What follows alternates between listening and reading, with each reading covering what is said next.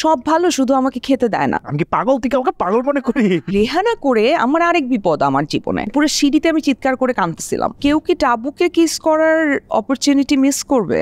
আমি জানো আমি হিজাব পরে যেতাম, আমি আমাকে এক্সপ্লোর করবো। ADHD আছে আপনার। Hi guys, welcome to yet another episode of Inbox Season 2 powered by Talkie Fun World. আজকে আমার সাথে একজন স্পেশাল গেস্ট আছে, আমার পার্সোনাল ফেভারিট। আমি ওই মানুষটাকে তার গুণের থেকে তাকে আমি পার্সোনালি অনেক পছন্দ করি। অবভিয়াসলি তার গুণের কোনো অভাব নাই। তাকে নিয়ে কথা বললে মনে হয় এটা নিয়ে 3টা সিজন বানানো যাবে। And I am a huge fan of her and I consider her my big sister for some reason. Not that we are close, but I somehow, actually just spirit animal bole na, I feel that connection to you.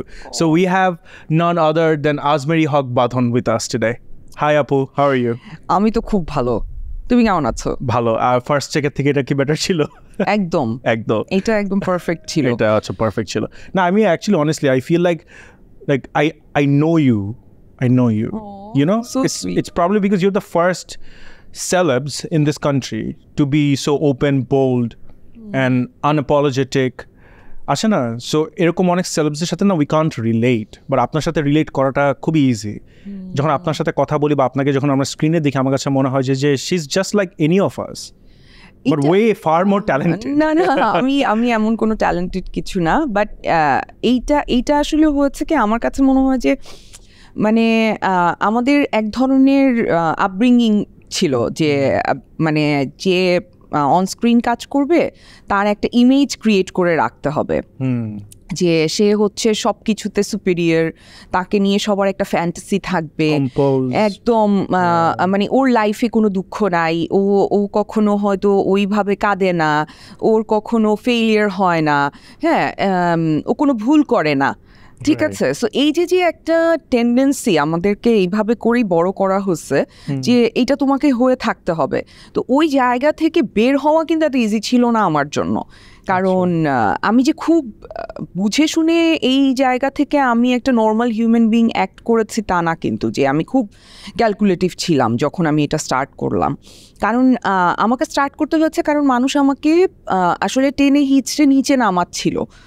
So মানে যেটা হয়েছে যে আমার যারা intimate partner ছিলেন, যাদের সাথে আমার বিয়ে হয়েছিল, আমার 2টা বিয়ে হয়েছিল, সো তারা আমার সাথে এত বাজে করেছেন যে তারা আমাকে এত নিচে নামিয়ে ফেললেন যে আমার কাছে মনে হলো যে আমি আসলে আমি তো একটা হিউম্যান বিং, আমি ভুল করছি, আমার কিছু জিনিসের জন্য আমার কষ্ট হচ্ছে, আমি সাকসেসফুল হচ্ছি, তো আমি কেন মানুষের সাথে এই জিনিসগুলো শেয়ার করতে পারবো না? ভুল হতেই পারে, মানে আমি কোনো সুপার হিউম্যান বিং না যে আমি কিছু করব না। সো আস্তে আস্তে উইথ টাইম এইটা আমি আসলে প্র্যাকটিসে নিলাম যে আমি আসলে নিজেকে আরেকটু পলিশ করব, আমি কি কথা বলছি, আমি আশেপাশে কি হচ্ছে, পৃথিবীতে কি হচ্ছে, হ্যাঁ একদম। এবং যখন আমি এটা শুরু করলাম তখন আমি দেখলাম আমার এই কথাগুলোতে মানুষ আসলে ইন্সপায়ার্ড হচ্ছে, মানুষের মনে হচ্ছে যে ও আচ্ছা ও তো আমার মতো। আপনার কোনো আইডিয়া ছিল না যে you are becoming an icon? আমি হচ্ছে ওই বলেন না ঠেকায় পড়ে এরকম হয়েছে, কিন্তু যে আমার আর ওয়ে নাই, কারণ আমাকে সবাই এরকম করতেছে, তো আমি কি করবো? আমি কি মরে যাব? মানে 2টা অপশন, হয় মরে যাও আর না হলে তুমি এটাতে সার্ভাইভ করো। তো সার্ভাইভ করার পর আমি আজকের বাঁধন হয়ে গেলাম। আপনি তো লাক্স চ্যানেলে তো ছিলেন, right? 2006 you were the winner. না, আমি থার্ড ছিলাম। Sorry, I don't watch beauty pageants, so I have no idea about this, but I know that you're from Lux channel. আমার যতটুকু আইডিয়া আছে, আমার ফ্রেন্ডও ছিল। আচ্ছা, তো আমি যতটুকু জানি যে যখন একটা বিউটি প্যাজেন্টে যেতে হয় তখন you have to be compose, you can not share a lot of things. একটা পিয়ার প্রেশার নাকি ওখান থেকে সেট করে দেয় বিকজ ট্রেনিং এর থ্রুতে। Is it true? আমি বলি এটা ট্রু, মানে অন্য কারোর জন্য কি আমি জানি না, বাট আমি কিন্তু একদম প্রথম থেকে এটা এখন যেরকম আমার লাক্সের সময়কার এখনকার মতো তো আমি একদমই না। আমি তখন আমার একটা ইন্টারভিউ খুব পপুলার হচ্ছিল, বিকজ আমাকে জিজ্ঞেস করা হচ্ছে যে তোমার এখানে এক্সপিরিয়েন্স কেমন হচ্ছে। তা আমি বলছি সব ভালো, শুধু আমাকে খেতে দেয় না, বিকজ আমি একটু চাবি, তো আমি মোটা বলে আমাকে খেতে দেয় না। ওরা বলছে যে এটা কি বলতেছে, এন্ড এইটা সবাই অনেক পছন্দ করছে যে ও প্রথমে ওরা চিন্তা করছে যে এটা দিবে কিনা, পরে দেখছি যে না, ও তো আসলে যেটা সত্যি, কারণ আমি সত্যি ওয়েট লুজ করলাম এন্ড এটা এফেক্ট করছে। দেন আমাকে সবাই বলতো যে আল্লাহ ও ও এরকম কেন, মানে আমি আমাকে একবার সুবর্ণ মোস্তফা আমাদের জাজ ছিলেন, তো আমি হচ্ছে নাচতে পারি না, আমি কিন্তু নাচ গান কিছু পারি না। আচ্ছা। তো নাচে আমাদের একটা সেকশন ছিল নাচের, তখন আমি 0 পাইছি। তো উনি আমাকে জিজ্ঞেস করছে যে তুমি 0 কেন পাইছো? তো আমি বললাম যে আমি তো নাচতে পারি না, একে তো আমি নাচতে পারি না। তারপরে উনি হঠাৎ করে আমাকে একটা কঠিন একটা মানে ডান্স মুভ দেখাইছে, যেটা আমি আসলে জীবনে আমি এটা কিভাবে করব, যেটা ছোটবেলা থেকে সবাই করে আসছে, আমি এটা হঠাৎ করে কিভাবে পারবো। হ্যাঁ, তো সবাই না আমার দিকে তাকায় থাকতো যে আচ্ছা ঠিক আছে বলছে না, চুপ থাকো। কিন্তু আমি আবার এরকম না যে আমি বেয়াদবি করছি, বাট আমি বলতাম কথা। সো ওইটা কিন্তু আমার চেঞ্জ হয় নাই, বাট আমি উইথ টাইম নিজেকে পলিশ করছি অনেক। যে আগে ধরো অনেক কিছু বেশি করে ঠাস ঠাস বলতাম, এখন ধরো একটু বুঝে শুনে ঠাস ঠাস বলি আর কি। But do you realize that you have become an icon? Like you're the first woman in the industry, media industry, who's inspiring other people, and you're the first person who, like, you know, যে যার মানে audience, আমি এখন পুরো আওলা পাতালি হয়ে গেছি, মানে আমরা না, we can relate to you very easily. Like আমি যেমন বলি যে আমার my mother is a single mother herself, আমার কিন্তু ফার্স্ট ইন্টারভিউ আপনাকে যখন দেখেছি you are single mother as well, আমি কনস্ট্যান্টলি চিন্তা করতেছি যে ডুড ওয়েট এ সেকেন্ড, আমার আম্মু নিজে কিন্তু সোসাইটিতে এটা বলতে অনেকটা মানে লজ্জা পেত, বিকজ আমার আম্মু কিন্তু অনেক বোল্ড, আমার আম্মু কিন্তু অনেক স্ট্রং, বাট আমাদের রিলেটিভসের থেকে বা পাড়ার প্রতিবেশী বা কলিগসদের থেকে আম্মু শুনতো যে এটা আপনি বললেন না। ইভেন যখন ওই যে বার্থ সার্টিফিকেট বা অন্যান্য সার্টিফিকেটে যখন আমার নাম লিখতে হয় বা ভিসা করতে গেলে বলে বাবার নাম চেত, তো আমি কোথাও যে আমি ওর বাবা আমি ওর মা। তো আপনাকে আমি যখন ফার্স্টে দেখছি যে বাংলাদেশি মিডিয়া থেকে একজন যে whose being very open and তার স্ট্রাগলটা শেয়ার করতেছে, আমি জানি না অন্য মানুষের সম্পর্কে, বাট আমি কিন্তু অনেক পার্সোনালি জিনিসটা রিলেট করতে পারছি, and I could feel for your daughter as well. So this is something that I don't know, মানে আপনাকে কতটুক মানুষ এসে আপনাকে বলে, but I feel like you have become the icon for this generation of people. I hope you know this. আমি জানি, but আমি জানি জানি কিন্তু একটা জিনিস আমি একটু বলি, তোমার আম্মুর কথাটা তুমি যখন বললা, আমি কিন্তু তোমার মা যা ফেস করছে আমি সেটাই ফেস করছি। আমি 3 বছর বলতেই পারি নাই কাউকে আমার ডিভোর্স হয়ে গেছে, বিকজ আমি এত সোসাইটির থেকে প্রেশার খাইছি, ফ্যামিলি থেকে প্রেশার খাইছি যে বললে আমার মেয়েকে কিভাবে ট্রিট করবে। আমার মেয়ে তখন স্কুলে পড়ে, তো আমার খালি মনে হতো কি ওকে যদি ওর স্কুল থেকে বুলি করে কেউ, ও টিচাররা কিংবা অন্য প্যারেন্টসরা বা বাচ্চারা, হ্যাঁ আমার ফ্যামিলির মানুষকে আমি বলতে পারতাম না। আমি সবসময় একটা মানে খুবই একটা অদ্ভুত অ্যাক্টিং করতাম। সো আমি কিন্তু অ্যাক্টিং আসলে বেসিকলি শিখি নাই, আমি কিন্তু মানে আমি খুব ন্যাচারাল অ্যাক্টর, ঠিক আছে। সো আমি তখন একটা অ্যাক্টিং করতাম যে মানে ও আছে আমাদের লাইফে আর কি কোনো না কোনো ভাবে, হ্যাঁ, কিন্তু ও কিন্তু নাই, বাট আমি ওটা অ্যাক্ট করতাম বিকজ অনেক সময় ডিভোর্স হলে কিন্তু আমরা বলি সেপারেটেড, হ্যাঁ, বিকজ আমি বলতে পারতেছিলাম না, আমার ভয়, আমার লজ্জা, আমার মানে আমার যেটাতে ভয় লজ্জা পাওয়ার কিছু নাই। আমাকে আমার সোসাইটি এমনভাবে মোল্ড করছে যে এইটার জন্য তুমি লজ্জা পাবা, ভয় পাবা। সো আমি কেন বলা শুরু করছি, বিকজ আমি বলার পর আমি দেখছি আমি আসলে কোন ফ্রিডমটা পাইছি, আমি আসলে আমার নিজের উপর কোন কনফিডেন্সটা পাইছি। সো আমার এই কথাটা শুনে যদি আরেকটা মেয়ে এটা ফিল করে, আরেকটা মানুষ যদি এটা ফিল করে যে ওকে ফাইন, আমার লাইফে এগুলো হয়ে গেছে, সো এটা শেষ, অ্যান্ড আমি এটা চাই। এবং আমাদেরকে তো ধরো আরেকটা জিনিস খুব বলা হয় যে তুমি যা চাও বেশি বলবা না, মেয়েদেরকে তো একদমই বলতে দিবে না যে তোমার এত চাওয়া চাওয়ির কি আছে, তো তুমি অনেক পাইছো, হ্যাঁ, আমাকে যেমন বলে তুমি তো অনেক পাইছো, বাচ্চার ফুল গার্ডিয়ানশিপ পাইছো, কানজে গেছো, মানে বাংলাদেশের আর কেউ এটা করতে পারে নাই, তুমি করে দেখাইছো, আর কত চাও তুমি? আমার সব চাই, আমার এখনো অনেক চাওয়া বাকি, ঠিক আছে। সো আমি যে এই যে কথাটা বলতেছি, it has been normalized for guys, for men like us, যে if you're ambitious you're allowed to, একদম মেয়েরা বা মহিলারা যখন তাদের নিজের অ্যাম্বিশনস যদি শেয়ার করে তখন একটা থ্রেট হয়ে যায়, একদম মানে they become a threat for no good reason. আমার আম্মু যেরকম, আমি এই প্রসঙ্গে একটু বলতে চাই যে আমার আম্মু আগে স্কুলে বা কলেজে বা ইউনিভার্সিটিতে বলতো যে মানুষকে বলার দরকার নেই। I was the first person যে আম্মু আমরা তোমার ছেলে মেয়ে, আমরা তো জিনিসটাকে কোনো দেখতেছি না। In fact you are far more stronger than someone who has both parents, দুইটা প্যারেন্টেরই রোল প্লে করতেছো, and you are a women, আমি দেখছি আমার আম্মু মাঝে মাঝে অনেক আনরিজনেবল জিনিসপাতি করে বা আমাদের কাছে অনেক আনরিজনেবল মনে হচ্ছে, দেন আমরা যখন চিন্তা করি, এখন তো বড় হয়েছে, এখন আমরা বুঝতে পারি, তখন ছোট ছিলাম, যে তখন এখন আমরা বুঝতে পারি যে actually I have a dog, right? Okay manage করতে গেলে আমার মাথার তার ছিঁড়ে যায়। সো আমার আম্মু এখন তো তিনটা, আমার তিনজন, সো তিনজনকে কীভাবে মেনটেন করে? একটা মানুষ কি সেইন থাকতে পারে সব সময়? তো আসে না যে মাঝে মাঝে টেম্পারমেন্ট থ্রো করে আমার আম্মু, বা অনেক কিছু বলে যেটা আমরা বুঝি না যে কেন বলতেছে। আছে না যে তার মাথায় চলে হলো I have to play both the roles, the father and the mother figure at the same time. তো এখন বড় হয়ে আমরা বুঝতে পারি যে একটা সিঙ্গেল মাদার স্ট্রাগলটা কি। তখন ছোটবেলায় মনে করতাম যে আমার আম্মুই খারাপ, আমার আম্মুরই সব দোষ। আমার আমাকে প্রায় বলতো যে তুই যে এখন বলিস যে সব আমার দোষ, একদিন তুই যখন বাপ হবি তখন বুঝবি, specially if you become a single father. আমার আম্মু থেকে অনেক কিছু শিখছি। She is the only reason. আমার মেয়ে এরকম হবে বড় হয়ে তোমার মতো এগুলা কথা বলবে আমাকে। I hope she becomes way better. I don't want anyone to become like this. আমি কারণ তুমি এত সুন্দর করে তোমার মাকে বুঝলা, এটা কিন্তু অনেক important. I mean she is young, honestly speaking. আপনিও কিন্তু, আমি জানি না যে আপনার মেয়ের সাথে আপনার যে রিলেশনশিপ, মাঝে মাঝে দেখবেন যে আপনার মেয়ে কিন্তু আপনার উপর একটু রাগ করতেই পারে। হ্যাঁ, আপনি তো বুঝাতে চাচ্ছেন যে আমি তো সব তোর জন্য করতেছি, আমি তো তোর সব। এটা কিন্তু একটা সার্টেন এজ পর্যন্ত আমরা কিন্তু বুঝি না, একদম স্বাভাবিক, রাইট? আর আমরা কিন্তু ওই যে আমাদের বাবা যেহেতু প্রেজেন্ট নেই আমাদের লাইফে, অন্য মানুষের বাবাদের সাথে তাদের সান বা ডটার রিলেশনশিপ দেখেন, আর we get kind of jealous, like আমরা চিন্তা করে জিনিসটা মিস করি, এন্ড ওই রাগটা আম্মুর উপরে আমরা ফালাই। ছোটবেলাতে I used to blame my own mother, and then আমি যখন বড় হলাম আমি রিয়েলাইজ করলাম যে my mother was a Saint. আমার আম্মুর জন্য আমি আজকে এই পর্যায়ে আছি, অ্যান্ড আমি যদি আগে থেকে একটু ম্যাচিউরড হতাম, মেবি আমি একটু ভালো পজিশনে যেতাম। এটা আমি এখন বুঝতে পারি, এখন almost 30, so yeah, I am pretty sure যে আপনার মেয়ে তো মানে মাশাআল্লাহ। না, আমি বলি আমার মেয়ের সাথে আমার রিলেশনটা একটু বেটার হয়েছে, কারণ ওই যে আমি বললাম আমি অনেক শিখি।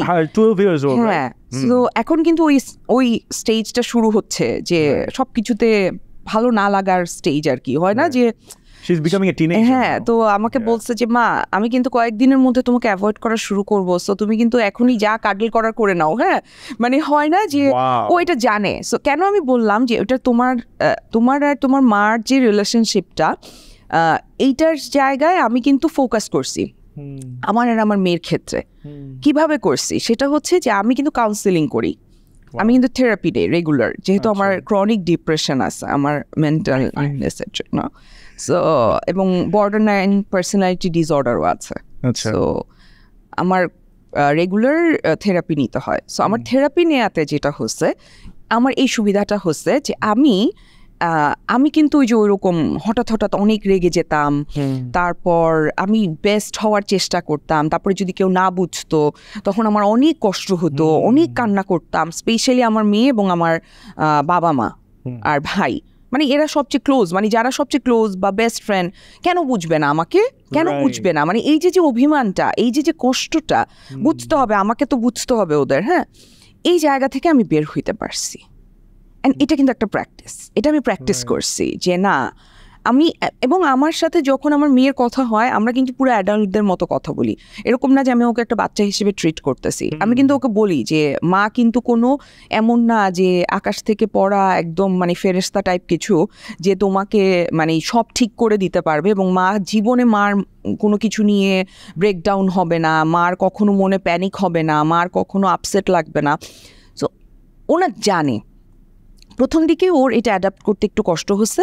আপনি এত ইয়াং বয়সে যে আপনি ওকে বোঝানোর ট্রাই করতেছেন, বুঝতেছেন, দ্যাটস আ গ্রেট, মানে একটা স্কিল। কিন্তু পুরো ক্রেডিট আমি দিব আমার থেরাপিস্টকে, বিকজ আমি কিন্তু ওই মাটা ছিলাম যে হচ্ছে ধরো পাজল বুঝতেছে না কি করবে। আমাকে যদি আমি আম্মুকে অনেকবার বলছি আম্মু তুমি থেরাপি একটু দেখো, আমি কি পাগল থেকে আমাকে পাগল? আমি আমার বাবাকে মেডিটেশন করছি, আমি মেডিটেশনও করছি, ঠিক আছে? তো আমি আমার বাবাকে বলছি, আমি টাকা জমা দিয়ে আমি বলছি তুমি মেডিটেশন করতে যাবা। আমার বাবা আমাকে বলছে আমি কি পাগল, আমি কি পাগল? It's not even therapy. হ্যাঁ, মেডিটেশনই বলছে আমি কি পাগলরা এগুলা করে। হ্যাঁ, তারপরে তো আমি ইমোশনাল ব্ল্যাকমেলিং করলাম যে আমি টাকা দিয়ে ফেলছি, কষ্টের টাকা দিয়ে আমি এটা করে ফেলছি, এখন তুমি নিজে না যাও এই হবে। তারপরে যাওয়ার পরে আবার পছন্দ করলো। সো বাবা মারাও অনেক সময় বাচ্চা হতে পারে। আমি এটা করি না, আমার করা উচিত ছিল না, কিন্তু আমি আমার মেয়ের সাথে এর জন্য হচ্ছে কি আমরা তো একসাথে থাকি, আমার বাবা মা, আমি আর আমার মেয়ে, আমরা একই বিল্ডিংয়ে থাকি। আব্বু আম্মু এক ফ্লোরে, আমি আর আমার মেয়ে এক ফ্লোরে। সো আমাদের এখন এই বন্ডিংটা খুব ইন্টারেস্টিং হচ্ছে। যে হয় না যে আমরা এক এক সময় এক একজন এক একটা ক্যারেক্টার রোল প্লে করি, যে কখনো কখনো আমার মেয়ে হচ্ছে আমার মা হয়ে যায়, আবার আমার মা আবার আমার মেয়ে হয়ে যায়, আবার আমি আবার আমার মেয়ের বাচ্চা হয়ে যাই, খুব এটা করি আমি। এবং ও যখন হচ্ছে আমার সাথে বেশি ভেরি সুইট রিলেশনশিপ, হ্যাঁ বেশি যখন গ্যাঞ্জাম করা শুরু করে, আমি তখন বলি যে ঠিক আছে এখন আমি তুমি যা আমার সাথে করো আমি ওইটা করবো। তখন ও দেখে যে আল্লাহ কি এরকম করি আমি। এটা কিন্তু খুব মজার একটা থেরাপি, যে she can reflect herself. হ্যাঁ যে আল্লাহ আমি এরকম করি মার সাথে। That's a nice that's good যে আপনি অ্যাকচুয়ালি মানে ওই টেকনিক্যালিটিস গুলো শিখে জিনিসটাকে এইভাবে মাদার এন্ড ডটার রিলেশনশিপ মানে এনি সর্ট অফ রিলেশনশিপ আপনি মেইনটেইন করতে, এটা কিন্তু that's a healthy way to do it actually, very healthy way. because তুমি দেখো আমরা তো সবকিছু শিখি না, রাইট, উইথ টাইম আমাদের শিখতে হয়, বাইরে হেল্প দরকার হয়। হ্যাঁ সো এইটা কিন্তু এটাও কিন্তু মানুষের বলার একটা ট্যাবু আছে যে এটা বলা যাবে না, কারণ তোমাকে তো পাগল ভাববে। আমাকে তো মানুষ প্রথম বলতো যে এগুলো যে বলো তোমাকে তো সবাই পাগল ভাববে। আমি তো খুব খুশি আমাকে পাগল ভাবুক, আমার কোনো অসুবিধা নেই। আই থিঙ্ক এখানে I can relate with you যে আমি কন্টেন্ট ক্রিয়েশনে আমি আসছি 2013-এ, and I was the first person 2014 থেকে I started talking about my mental health issues.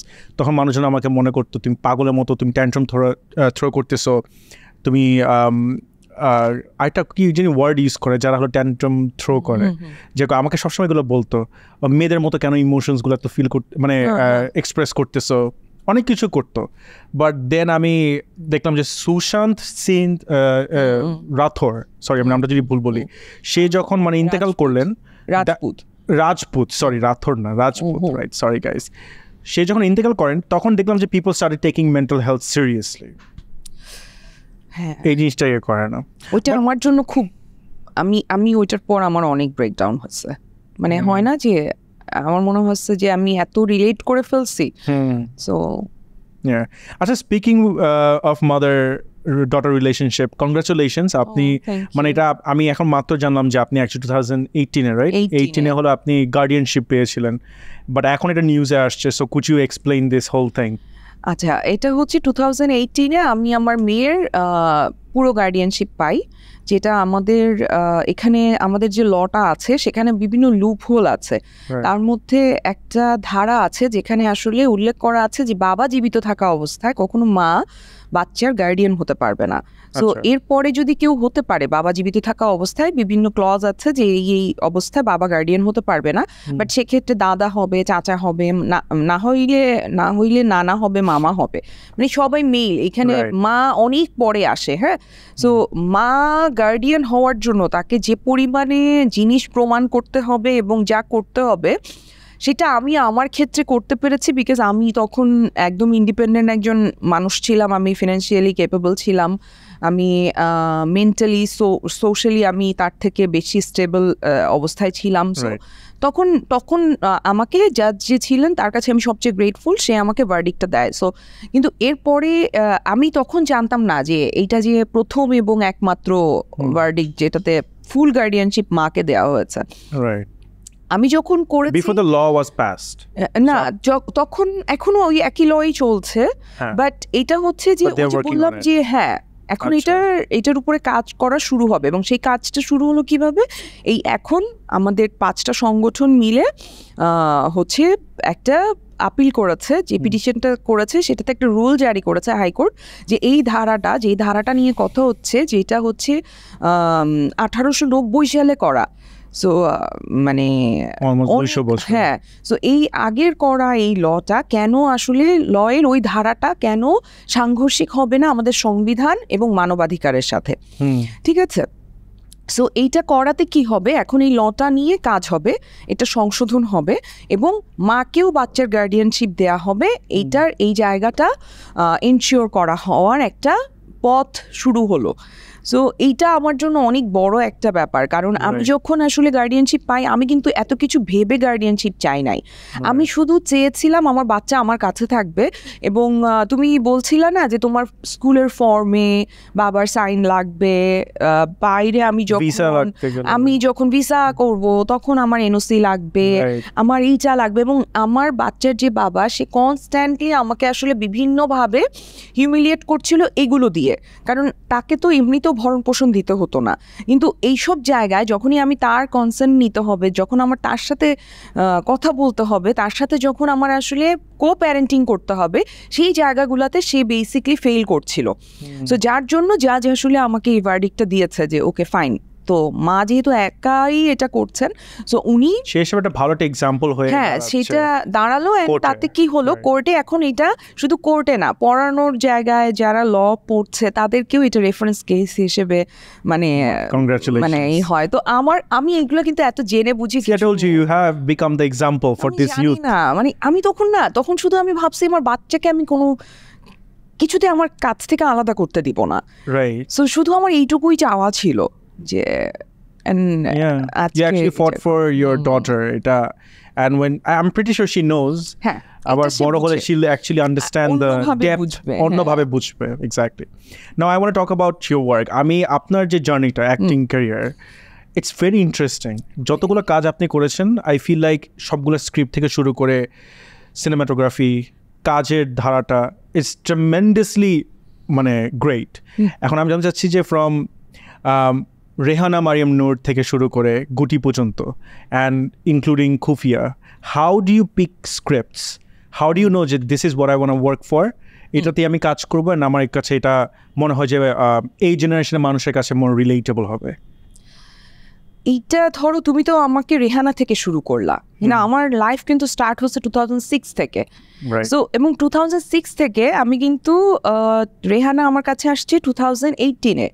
আচ্ছা, 2018 আমার লাইফের অনেক ইম্পর্ট্যান্ট একটা ইয়ার, যে ইয়ারে আমি আমার বাচ্চার গার্ডিয়ানশিপ পেয়েছি। সেই ইয়ারে বেসিক্যালি আমি আমার নিজেকে রিকভার করেছি, আমার রিডিসকভার করেছি এটাকে, মানে আমি যে একটা হিউম্যান বিং আমি ওই সময় জানতে পারলাম যে আমারও আমি কি করতে চাই আমি জানি না, আমার সোসাইটি আমাকে ঠিক করে দিছিল যে আমি কি করব। সো 2018-এর আগে পর্যন্ত বাঁধন, তখন আমার 34 বয়স ছিল। সো ওই 34 ইয়ার্স আমি আসলে একটা লাইফ লিড করছি, একটা অন্য রকমের জীবন, যেটাতে আসলে আমি চলেছি মানুষ আমাকে কি বলবে এবং মানুষ কি চায়, মানুষ বলতে সোসাইটি, আমার basically you served other people than serving yourself.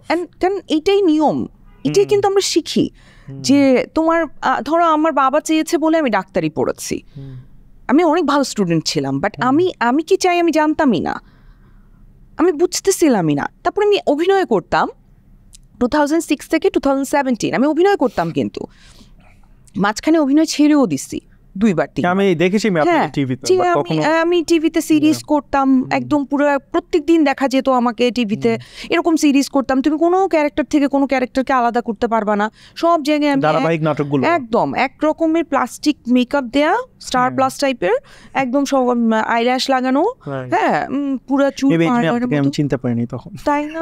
একদম কিন্তু সত্যি, কিন্তু সো আমি জানি যে লাক্স চ্যানেল আইতে আপনি ছিলেন, এরপর হলো রেহানা মারিয়াম নূর থেকে আমি আপনাকে হলো প্রপারলি চিনতে পারছি।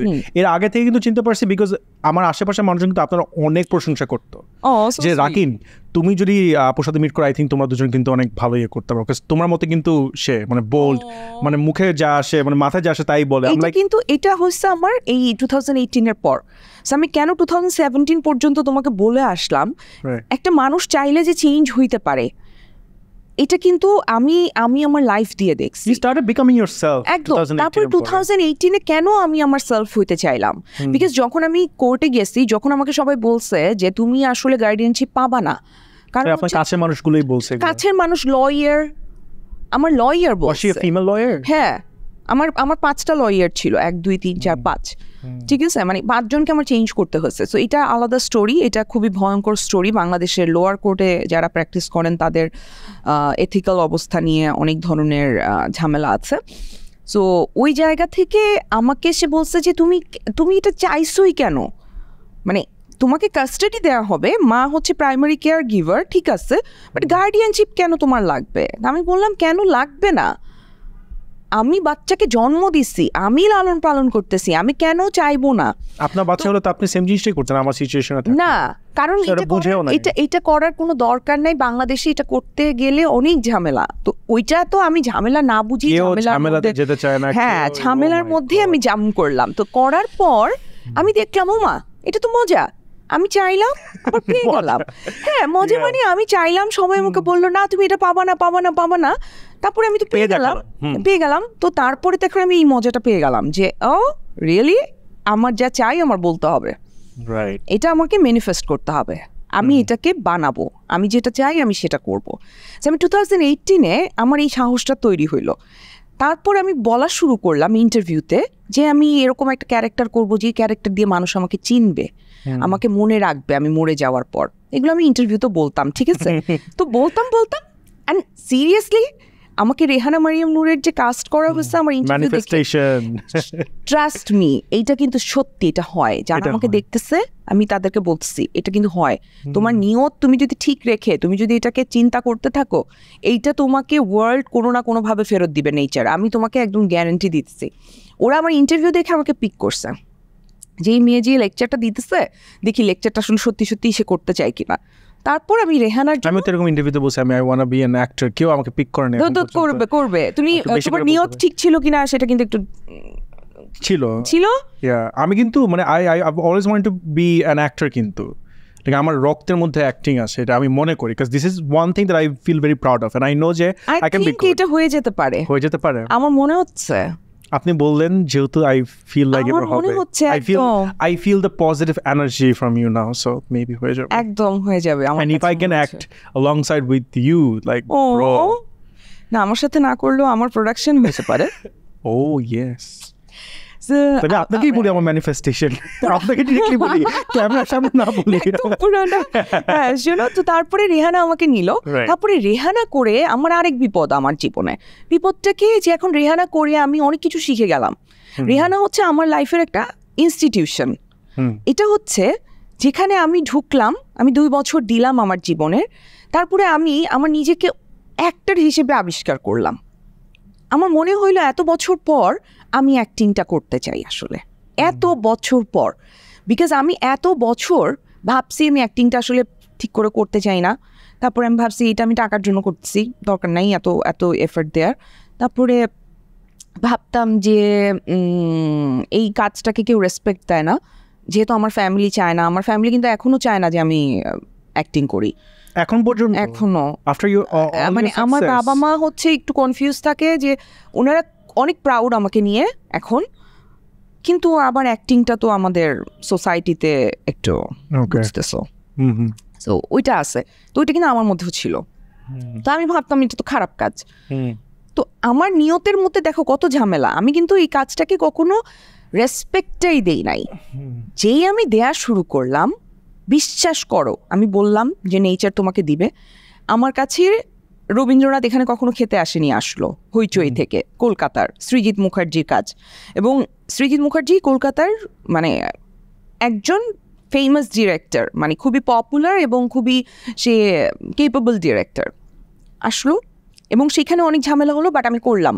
বিকজ আমি রেহানার থেকে আলাদা একটা ক্যারেক্টার করতে চাচ্ছিলাম। ওই যে আমার অ্যাক্টার সত্তাটার একটা যে মানে হলো না, রিবার্থ হলো, তখন আমার মনে হলো যে আমি যেটা রেহানা করে ফেলছি, আমি ওই রকম আর ক্যারেক্টার চাই না করতে। আমি এখন কি করবো? তখন আমাকে মুস্কান আসলো। মুস্কান ওখানে আমি মানুষ খেয়ে ফেলি, ঠিক আছে। সো আমার মনে হলো যে ও মাই গড, এটা তো আমি চাই। ওখানে ইউ লুকড, তাই না? তো আমি জানি আমার এত পছন্দ ওইটা। আমি মুস্কানের প্রেমে পড়ছি সত্যি। তারপরে আমার কাছে আসলো হচ্ছে খুফিয়া। আই ফিল লাইক ওই ক্যারেক্টারটা ওয়াজ রিটেন ফর ইউ, তাই না? এটা পারফেক্ট ম্যাচ বুঝছিল, পারফেক্ট। কারণ অনেকে বুঝছো, অনেকে এরকম আমাকে কিন্তু এরকম বের করে দেওয়ার জন্য ওইটার থেকে গুটিবাজি হয়েছিল। এরকম sensual character but whose also like very menacing, এরকম কিন্তু ক্যারেক্টার না কেউ অনেকে পুল অফ করতে পারে না। না আমাকে মাঝে মাঝে মনে হয় যে they are trying to hard, exactly, but it was so natural to see. একদম, এটা ক্রেডিটটা আমি থ্যাঙ্কফুলি আমি ওটাতে আপনাকে ফার্স্টে চিনি নাই, নাহলে আমি I'd be like very intimidated. I am still intimidated, I be scared of you. তারপরে আমার কাছে আসলো খুফিয়া গুটি আসলো। গুটি আসার পর তখন আমি আবার মিলালাম যে আমি আসলে গুটিটা না আমার কেন জানি পার্সোনাল ফেভারিট, তাই না? বিকজ ওই ক্যারেক্টার না আমার কাছে একদমই মনে হয় নাই যে মানে রেহানা মারিয়াম নূরি তো basically majority of the scene you are there, right? But আমি যখন ইয়েটা দেখতেছিলাম, গুটিটা দেখতেছিলাম, whenever it's like so different from you, any character you played. It's like a drug dealer, right? একদম আমার এখানে একটা কোয়েশ্চেন আছে যে হাউ ডু ইউ নো যে ড্রাগ ডিলাররা কিভাবে তাদের চাল চরণ ভাবভঙ্গি মানে অ্যাক্টরদের আমি যতটুকু জানি যে অবজার্ভ করতে হয়, ক্যারেক্টারটা স্টাডি করতে হয়। How did you find someone like this? একদম সরাসরি আমার যে কারোর সাথে দেখা গেছে এরকম না, কিন্তু আমি অনেক ভিডিও ক্লিপ দেখেছি, তারপর আমি পড়াশোনা করেছি, এদেরকে নিয়ে অনেক জার্নাল আছে যে যখন আসলে কেউ বডিতে একটা ড্রাগ ক্যারি করে তাদের আসলে কি কি ডিফিকাল্টিজ হয়, কি কি প্রবলেম হতে পারে, কি কি ধরনের বডি ল্যাঙ্গুয়েজ হতে পারে। হ্যাঁ, সো এইটা দেখেছি। আর হচ্ছে ভিডিওস দেখেছি অনেক, যে ধরা পড়ার পরে তাদের বডি ল্যাঙ্গুয়েজ, তাদের চোখ, তাদের চেহারা, একটা ডিটেলসও কিন্তু আপনি মিস করেন না। আমি দেখতেছি যখন খাটের মধ্যে আপনি বাচ্চাকে খাওয়াই দিচ্ছেন, পুরো অ্যাকুরেট, লাইক মনে আপনি কিন্তু ওই যে অনেক আছে না যে যখন ক্যামেরার সামনে থাকে তখন বলে যে আমার কম্পোস্ট হতে হবে, ডু আই লুক গুড, অ্যাঙ্গেলটা ঠিক আছে কিনা, আপনি কিন্তু ন্যাচারালি জাস্ট না কেয়ার মনে হচ্ছে। কেন হচ্ছে বলো? ওই যে আমি বললাম আমি অ্যাক্টরকে ডিসকভার করে ফেলছি, আমি তো বুঝছি যে আমি তো অ্যাক্টর হতে চাই, আমি তো অ্যাক্টিং করতে চাই। সো অ্যাক্টিং করতে গেলে তুমি কনসিয়াসলি করতে পারবা না, তুমি যখন যে ক্যারেক্টার করবা। I feel like a lot of actors don't know this. না, জানে, কিন্তু করাটা খুব ডিফিকাল্ট। এখন ধরো ওইখানে আমি একটু চাবি হলাম কিন্তু ইচ্ছা করে গুটির জন্য। তো আমার পিছনে তোমার ধরো চর্বির 2-3টা লেয়ার দেখা যাচ্ছে। এখন ধরো এটা কিন্তু খুব অনেকের কাছে মনে হতে পারে যে এটা দেখতে কেমন আগলি একটু মনে হয়, ক্যারেক্টার ডিমান্ডের জন্য তো, কিন্তু আমার কাছে মনে হচ্ছে যে না, এটা ও ভাত খায় আসলে, হয়তো বা ও ডিপ্রেশন আরো বেশি ভাত খায়। হ্যাঁ, ভাত খায় ওর, হ্যাঁ ও দেখতে এরকম। আমি একটা মডেল ফিগার নিয়ে ওই ক্যারেক্টার করলে আমাকে কেউ বিশ্বাস করবে না। সো এইটা আমি আসলে উইথ টাইম, ওই যে বললাম, এটা কিন্তু শিখার কোনো শেষ নাই। আমি মনে করি আমি যেদিন মারা যাব, আমি জানি না মারা যাওয়ার পর কি হবে, আমি বিশ্বাস করতে চিন্তা আপনার পোর্ট্রেট আমার বাসায় থাকবে ফর শিওর। সো সুইট যে আমি আমার বেশি বড় না, যেটা আমার বাসায় একটু ছোট করেই থাকবে বা থাকবে। আমি আবার একটু নার্সিসিস্ট আছি। ঠিক আছে, ওকে। সো আমি চিন্তা করি যে আমি হয়তো আমার আত্মাটা কোথাও চলে যাবে, এটা ঘুরে বেড়াবে, কিন্তু আমি মরার আগ পর্যন্ত আমি শিখতে চাই। এন্ড এটা কিন্তু খুব একটা গুড প্রসেস, তোমার থেরাপিও, যে তুমি যখনই নতুন কিছু শিখবা, নতুন কিছু জানার চেষ্টা করবা, এন্ড এটা মনে করবা না যে তুমি যা জানো তাই বেস্ট, তখন তোমার জন্য যে কোনো কিছু করা সহজ। তো যার জন্য আমার পরে ধরো অক্টোপাসও যখন আসছে, অক্টোপাসটা আমার জন্য ইম্পর্টেন্ট, আমার জন্য খুফিয়া, কারণ খুফিয়া যখন করব তখন আমার আসলে অনেক কিছু চিন্তা করতে হয়েছে যে আমি আসলে এই ক্যারেক্টারটা পিক করবো কিনা। তো তখন ওই যে আবার আমার অ্যাক্টর সত্তাটা চলে আসছে যে তুমি অ্যাক্টর। সো আপনি স্ক্রিপ্ট পাওয়ার পরে আপনি মানে জাম্প করেন, আপনি আগে চিন্তা করছি, চিন্তা করেছেন, হ্যাঁ, ডিসপাইট নোইং যে টাবু আছে বলিউডে। ও মাই গড, টাবু আছে বলে তো আরো বেশি। আমাকে একজন প্রশ্ন করছে কলকাতা থেকে একজন, যে মানে কেন তুমি কাজটা করতে রাজি হয়েছো। আমি বলছি যে আমি মানে এটা আমি বিশাল ভারদ্বাজকেও বলছি যে একে তো আপনি আছেন ঠিক আছে, বাট কেউ কি টাবুকে কিস করার অপরচুনিটি মিস করবে? মানে সে কতটুকু বোকা হলে করতে পারে আমি জানি না, বাট আমি এত বোকা বলে। That was also new for her to play such character. একদম, that too with you. একদম। So আপনাদের দুজনের it doesn't matter যে টাবু মিস টাবুর হলো অনেক এক্সপিরিয়েন্স আছে, বাট ইন আ ওয়ে কিন্তু আপনাদের যে প্লটটা, যে মুভি প্লটটা, but the character you both played, it's new for both of you. কিন্তু একদম তাই না, এন্ড আমরা দুইজনই একটু সেইকে ছিলাম, ভয়ে ছিলাম। হ্যাঁ, কিন্তু আমি টাবুর প্রেমে ছিলাম, এটা সত্যি। আমাকে সবাই বলছে যে আল্লাহ তুমি এত রোমান্টিক, এত ভালো লাগছে তোমাকে দেখতে। How is she in person? ও মা গো মা, সেই রকম, মানে যতটা না আমি দূর থেকে দেখে তার প্রেমে ছিলাম, তো তার চেয়ে অনেক বেশি প্রেমে আমি পড়ে গেলাম যখন তাকে আমি পার্সোনালি আমি যখন মিট করলাম, যে ও মাই গড, এত হাম্বল, এত ডাউন টু আর্থ একটা মানুষ হইতে পারে এই জায়গায় গিয়ে। সো আমি মানে জাস্ট প্রেমে পড়ে গেলাম। তো আমি খুফিয়া যখন করতে যাই তখন আমার মনে হচ্ছে যে আচ্ছা আমি ক্যারেক্টারটা এরকম করবে, তারপরে যদি মানুষ কিছু বলে। কিন্তু ওই যে আমার অ্যাক্টিং স্কিল আমি ডেভেলপ করছি, ওখানে ধরো একটা মেইন শর্তই হচ্ছে তুমি যখন যে ক্যারেক্টারটা করবা তুমি কখনোই তাকে জাজ করতে পারবা না। তুমি যখনই জাজ করা শুরু করবা, একজন মানুষ হিসেবে হোক বা তুমি নিজের সেলফ থেকে, তখন কি হবে, তখন তো তোমার অনেক কিছু চলে আসবে। তখন আমি বাঁধন হিসেবে এখন জাজ করা শুরু করছি গুটির মেয়েটাকে, আল্লাহ ওইভাবে হাঁটে কেন, মানে ওর হাঁটাটা এরকম কেন, মানুষ কেমন ভাবতেছে, ওর দিকে তাকায় থাকবে না, এটা তো বাঁধনকে দেখবে, বাঁধনকে নিয়ে কী বলবে মানুষ। সো আমি কিন্তু এটা ভাবিই নাই, আমি ভাবছি যে আমি তো সুলতানা, আমি ওইভাবেই হাঁটে, ওই মেয়েটা ওইভাবেই হাঁটে। তো এই জিনিসগুলো না আমি হচ্ছে সময়ের সাথে অ্যাডাপ্ট করছি, এবং অ্যাডাপ্টেশনের শেষ নাই। আমি বলবো না যে আমি অ্যাডাপ্ট করে একদম পুরো মানে সুপার ডুপার একদম মানে একেবারে এক্সপার্ট হয়ে গেছি। আমি প্রতি মুহূর্তে শিখতে চাই, অ্যান্ড আমি সবচেয়ে বেশি শিখতে চাই ইয়াংদের থেকে। আমার আইডল হচ্ছে আমার মেয়ে। আমি কিন্তু আমার মেয়েকে আমি অনেক কিছুতে ওর সাজেশন নেই, আমি ওর সাথে ডিসকাস করি, আমি কথা বলি, বিকজ আমার কাছে মনে হয় যে যত তুমি ইয়াং বাচ্চারা কিন্তু সবসময় সত্যি কথা বলে, হ্যাঁ সত্যি কথা বলে, ইয়াং এনার্জি না ইটসেলফ এটা অনেক পাওয়ারফুল। আচ্ছা, মানে এটা আমার কাছে মনে হয় যে আমাকে অনেকে বলে যে তুমি এত মানে আনন্দে কিভাবে থাকো, তুমি এত কিভাবে স্ট্রং। আমার কাছে মনে হয় যে আমি এই এনার্জিগুলো কিন্তু আসলে একদম মানে ইয়াংদের থেকে নেই। অ্যান্ড সেটা ধরো তোমরা হইতে পারো, আমার সাথে সব ইয়াং ছেলে মেয়েদের খুব খাতির, মানে ওরা আমাকে পছন্দ করে, আমার মেয়ের ফ্রেন্ডদের কাছে আমি খুব পপুলার। হ্যাঁ, যে ও বাঁধন আন্টি কুল আন্টি।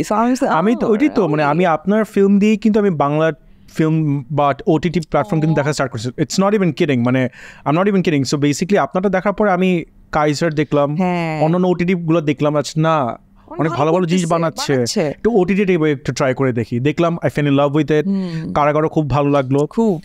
সো আমার না মানে আমি জাস্ট রিয়েলাইজ করলাম কি যে আপনার মতো ওই যে ধরেন ইন্সপায়ারিং যে অ্যাক্টর, তারা যে not just actor but they can be also like you know someone a beacon of hope for people like us, like relate করতে পারে। আমার যেমন single mother family, so I can relate with you. So আমরা যেরকম কখনো, আমার আম্মু কিন্তু অনেক স্ট্রিক্ট ছিল, ওই কোয়েশ্চেনে আমি আসতে চাচ্ছিলাম যে আপনি যেমন রিহানা মারিয়াম নূরের যে ক্যারেক্টারটা প্লে করেছেন খুবই স্ট্রিক্ট, আমার আম্মু কিন্তু একদম ওরকম। ওইটা আমি আমার আম্মুকে কপি করছি। আপনার মা এরকম? আমার মা অবশ্যই এরকম, এখনো স্টিল আমার মা ওইটা। আল্লাহ, একদম। So you're nothing like your character you played, like the character you played. একদমই না। আমি আমার কাছে মনে হচ্ছে যে মেবি আপনি আপনার মেয়ের সাথে এরকম for some reason, it's probably because যে আপনি I don't know, মানে you have this very strict face. না, এইটা কিন্তু সত্যিকার অর্থে হয়ে যেতাম, বাট আমি পুরো ক্রেডিটটা দিব আমার থেরাপিস্টকে, সেলিনা আপু, যে আমাকে আসলে শিখাচ্ছে যে মাদারহুডকে আমি কিভাবে ডিল করব। কারণ আমার জন্য মাদারহুড কিন্তু খুবই চ্যালেঞ্জিং ছিল, বিকজ আমি সিঙ্গেল মাদার, আমার মানে ধরো আমি নায়িকা আবার, সো সব মিলায় মানে অনেক স্ট্রেস ছিল।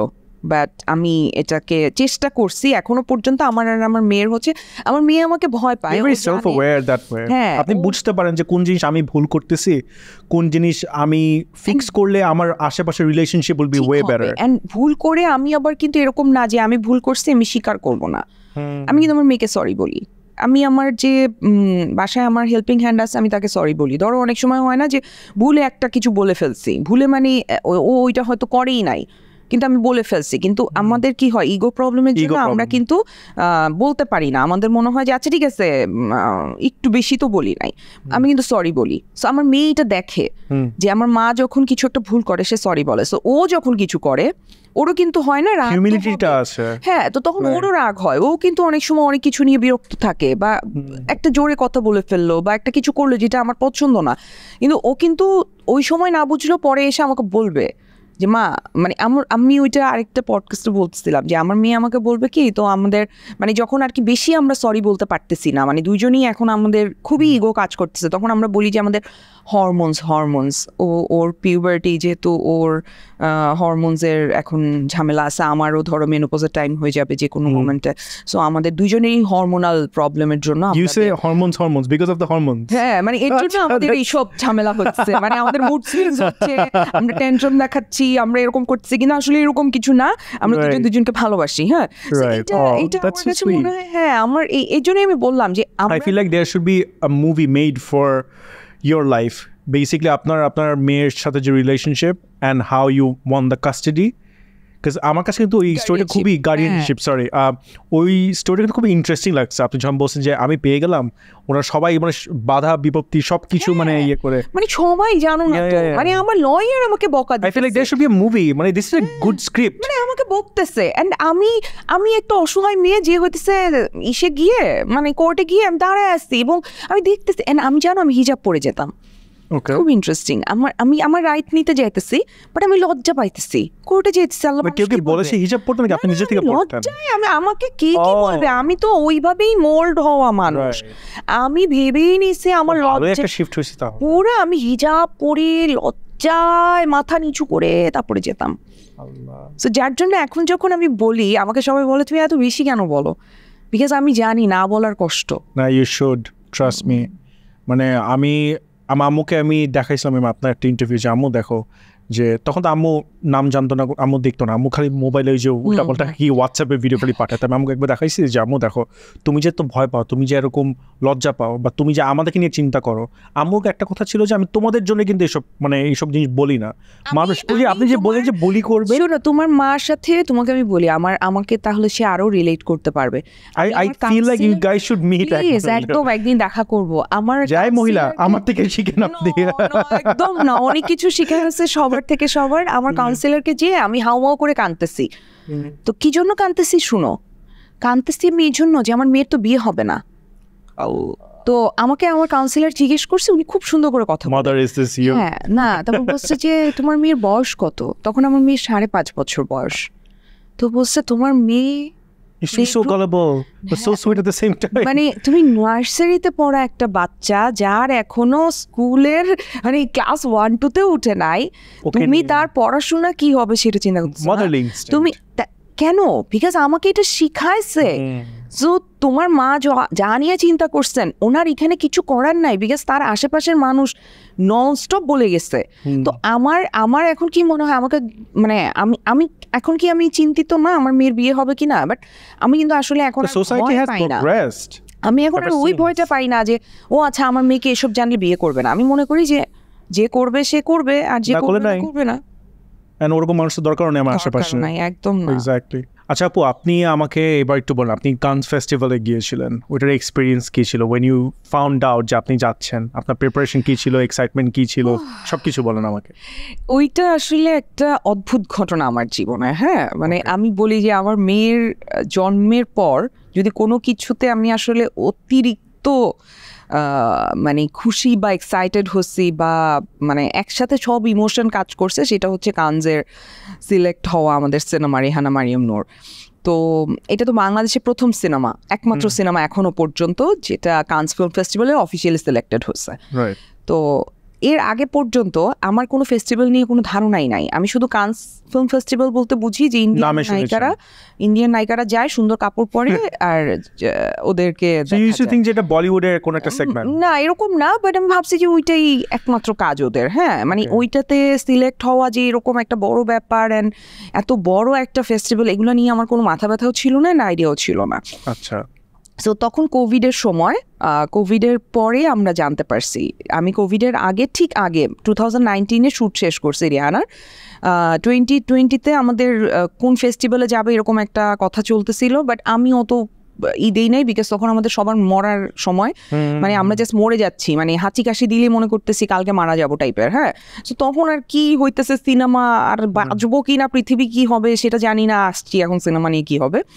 সো তখন আর ওইবার দেয়া হয় নাই। তো যখন 2021-এ এরকম ফেস্টিভ্যালে সিলেক্টেড হচ্ছে, তো আর সিলেক্টেড হচ্ছে যেদিন, সেদিন হচ্ছে আমরা অ্যানাউন্স করছি যেদিন, তার 7 দিন আগে বেসিক্যালি আমি জানছি। ওকে।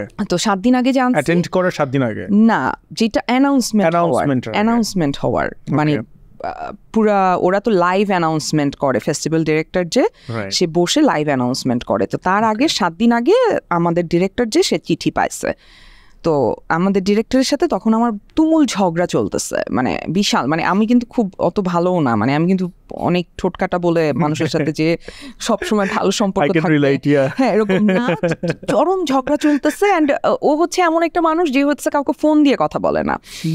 তো সাডেনলি আমার ফোনে ওর ফোন আসছে, সন্ধ্যার সময় ফোন আসছে, এবং আমার একটা ব্রেকডাউন চলতেছে। আমি খুবই মানে তখন আমার মানে মন মানসিকতা কোনো কিছু ঠিক নাই আমার, যেহেতু বিভিন্ন ইলনেস আছে, তো ওই জায়গা থেকে আমি একটু লো ছিলাম। তো ও আমাকে ফোন দিয়ে বলতেছে যে বাঁধুন, আমাদের সিনেমা তো কানজে সিলেক্টেড হয়েছে। তো ও বলার পর আমার এখনো মনে আছে, আমি যে চিৎকার করা শুরু করছি, আমি চিৎকার করতেছি আর আমি পুরো বাসা দৌড়াচ্ছিলাম। আচ্ছা, ঠিক আছে, আমি পুরো বাসায় দৌড়াচ্ছিলাম যে এটা হয়েছে, এটা কি সত্যি হয়েছে। মানে ও তারপরে তো ও ফোন রেখে দিছে, বলছে আমাকে আরো মানুষকে ফোন করতে হবে, আমি তোমাকে প্রথম ফোনটা দিছি মেইলটা পেয়ে, তো তারপরে তো ফোন রেখে দিচ্ছে। এবং আমি চিৎকার করতে করতে আমি আমার নিচে আমার বাবা মার বাসায় গেছি, চিৎকার করতে করতে পুরো সিঁড়িতে আমি চিৎকার করে কাঁদতেছিলাম। আচ্ছা, চিৎকার করে কাঁদতে কাঁদতে আমি আমার বাবা মার ওখানে গেছি। আব্বু ভাবছে যে কি জানি হয়ে গেছে আমার, এবং ওরা তো বুঝতেছে না, ওরা আমি জানি না ফিল্ম ফেস্টিভ্যাল। হ্যাঁ সিরিয়াসলি আব্বু ভাবতেছে যে কি এমন হয়েছে। হ্যাঁ, তো তারপরে তো সিলেকশন হয়ে গেল, অ্যানাউন্সমেন্ট হলো, বাংলাদেশে সবাই জানলো আমরা যাব। তো তখন আমাদের কোভিডের সময়ের পর তো তখন ভিসা দিবে না, মানে ওখানে ট্রাভেল করা নিষেধ। ঠিক আছে, তো এখন এমন সিচুয়েশন যে আমরা যেতে পারবো কি পারবো না সেটা আমরা জানি না। আচ্ছা, মানে আমাদের এই পুরো জার্নিটা নিয়ে একটা ফিল্ম হবে, যে কি পরিমাণে সব সেগমেন্ট নিয়ে একটা ফিল্ম করা যায় না, একদম বেশি ড্রামাটিক, একদম ফিল্মি পুরা। তো পরে পরে আমরা যাবো কি না আমরা জানি না। পরে এমবাসি, আমি খুবই খুশি যে ওরা আমাদেরকে একটু পাত্তা দিচ্ছে। তো এমবাসি থেকে ডেকে নিয়ে আমাদেরকে আসলে ভিসা দেওয়া হচ্ছে, যে তোমাদের যেহেতু সিলেকশন হচ্ছে তোমরা আসো, তোমরা জমা দাও। অ্যান্ড দেন আমরা জমা দিলাম। জমা দেওয়ার পরে আমরা যেদিন ফ্লাই করব, মানে ওই দিন ফ্লাই না করলে আমরা আসলে ধরতে পারবো না কানস ফিল্ম ফেস্টিভ্যাল, বিকজ 10 দিনের কোয়ারেন্টাইন করতে হবে আমাদের, তারপরে আমাদের অ্যাটেন্ড করতে হবে টেস্ট করে। যে তখন তো অবস্থা খুব খারাপ 2021-এ। তো আমরা এরকম ভিসা পেলাম হচ্ছে আগের দিন বিকালবেলা, পাসপোর্ট পেলাম পরের দিন সকালবেলা ফ্লাইট। এবং আমি যে কারো কাছে বলবো যে আমাকে একটা কাপড় দেন, আমি যাইতে না পারলে আমি কিভাবে বলবো, মানে আজকের বাঁধন তো আর আমি না তখনও। সো তারপরেও আমি আরমকে বললাম যে আমাকে প্লিজ একটা জামদানি দেন, আমার খুব ইচ্ছা আমি জামদানি পরবো, কারণ আমি কনফিডেন্ট থাকবো না। মানে রেড কার্পেটে আমি অনেক এরকম ইনসিডেন্ট দেখছি, গুগল করা শুরু করছি কি কি হয়, মানুষ উল্টায় পড়ে যায়, হ্যাঁ এরকম হয় বুঝছো। তারপরে আমাকে অনেকে বুদ্ধি দিল এসব শাড়ি টাড়ি পরো না, সবাই কি কি পরবে। আমি বলছি আমাকে অনেক বুদ্ধি দিচ্ছে, বাট আমি জাস্ট আমার ইসে ঠিক ছিলাম। মানে আমি খুবই একরোখা, এটা অনেক ক্ষেত্রে খারাপ, আবার অনেক ক্ষেত্রে কিন্তু খুব ভালো। তো আমি এটা চিন্তা করছিলাম যে দেখো আমি বাংলাদেশকে রিপ্রেজেন্ট করতে যাব এবং আমার আসলে ফিল্ম নিয়ে কথা হইতে হবে। এটা ডিরেক্টর আমাকে বলছিল, মানে এই কথাটা আমি ওর খুব পিক করছিলাম। ও বলছে যে বাঁধন তোমার কাপড় নিয়ে তো ওখানে আলোচনা করবে না কেউ, তোমাকে তোমার কাজ নিয়ে আলোচনা হইতে হবে। যদি সেটাতে তুমি ফেল করো তাহলে তুমি ফেল করছো, তোমার কাপড় তুমি কি পরছো এটা কিন্তু ম্যাটার করে না, তুমি যেটাতে কনফিডেন্ট সেটা পরো। সো আমি সেই জামদানি পরছি, ওকে সেই জামদানি তো সুপার হিট। তো তারপরে ওখানে গিয়ে এত বড় বড় মানুষের সাথে দেখা, আমাদের আমি এবং একদম ঢাল মেকআপ, মানে একটুখানি মেকআপ দিছি ভোরবেলা। মানে ওই দিন তো আমার পরীক্ষার রেজাল্টের মতো সিচুয়েশন। কারণ কি আমার সিনেমাটা প্রথম বিশ্বের এত ভালো ভালো মানুষ দেখবে, এবং এইটার উপর হচ্ছে ডিপেন্ড করছে আমাদের কাজটা নিয়ে কথা হবে কিনা এই মানে শোটার উপরে। সো ওই শোটা সকালবেলা ছিল।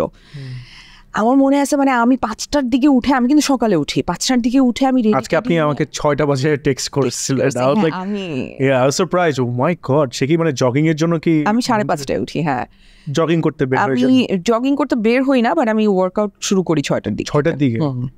সারপ্রাইজ। সো উঠে গেছি রেডি হয়ে, মানে এক্সাইটেড হয়ে গেছি, এবং আমার ভয় লাগতেছে। অ্যান্ড যখন সবাই দাঁড়ায় আমাদেরকে না মানে ক্ল্যাপ করছিল, মানে আমার মনে আছে আমাকে সবাই বলছে আল্লাহ তুমি এত কাঁদছো কেন?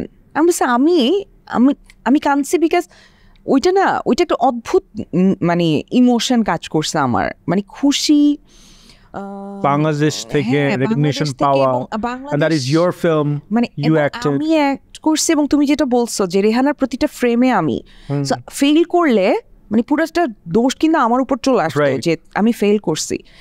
সো আমাকে আমার লাইফে এত ডিসরেসপেক্টফুল সিচুয়েশনের মধ্যে দিয়ে যেতে হয়েছে, এত হিউমিলিয়েশনের মধ্যে দিয়ে যেতে হয়েছে, যে যখন আসলে আমি ওই রেসপেক্টটা পাইছি ওইটা আমার জন্য মানে অদ্ভুত ছিল ফিলিংটা। অ্যান্ড আমি জাস্ট চিৎকার করে কাঁদছি, আমি কাঁদতেই আসি হাউমাউ করে কান্না যেটাকে বলে। অ্যান্ড তারপরে তো আমরা আমাদের ওখানে ছিল লাঞ্চ ছিল, তারপর ডিনার, এরপরে তো আমরা সিনেমা দেখতেছি, ঘুরতেছি, মানে এটা একটা অন্যরকম ফিলিং। অ্যান্ড আমি রেহানা নিয়ে আরেকটা কথা বলতে চাই, রেহানা নিয়ে শুধু আমি কানজে গেছি, ডেফিনেটলি এটা একটা একদমই আলাদা ঘটনা, বাট আমি রেহানা নিয়ে অনেক জায়গায় ট্রাভেল করছি, অনেক ফেস্টিভ্যাল ট্রাভেল করছি। অ্যান্ড একটা জায়গায় হচ্ছে তুমি যখন ভেকেশনে যাবা এটা এক রকমের যাওয়া, মানে এটা এক রকমের ট্রাভেলিং, আর যখন তুমি তোমার কাজ নিয়ে কোথাও যাচ্ছ এটা কিন্তু একটা অন্য রকমের ফিলিং, যে তোমার কাজটা মানুষ দেখবে, তোমার কাজটা নিয়ে কথা হবে, এবং আমি ধরো অ্যাওয়ার্ডও পাইছি। It's like carrying a torchlight